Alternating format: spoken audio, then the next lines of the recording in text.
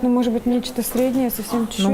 Илина Саитова штрих за штрихом, петелька за петелькой создает новую коллекцию. Дизайнер известный среди поклонников этностиля. Вдохновение модельер берет в традициях сибирско-татарского костюма. У девушек это современные вечерние платья, но мы сделаем национальный мотив на изделиях уже готовых. Это будет такой орнамент, который будет идти как-то вот как ожерелье или как пояс такой металлический. Зеленый и золотой цвета ислама, длинные платья, свободные силуэты. Очередную коллекцию Илина Саитова готовит для 10-го конкурса «Звезда Сибири» и «Джигит». Этот мужской костюм, он на вечерний выход. Здесь прямо даже несколько идей именно в этом костюме. Во-первых, цвет зеленый, традиционный татарский цвет. Фасон, вот этот воротник, халатоподобная такая модель получилась, что тоже является национальной одеждой сибирских татар. От штучных коллекций к массовому производству, следуя спросу на этническую моду и одежду для людей с религиозными убеждениями, дизайнер открыла собственную швейную фабрику. Здесь у нас закройный цех, здесь делаются все лекала, режется ткань.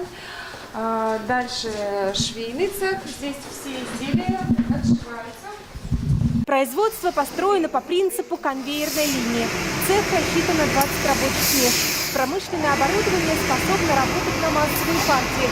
Стартап запущен на собственные средства. Сейчас цех полностью занят производством этнической одежды.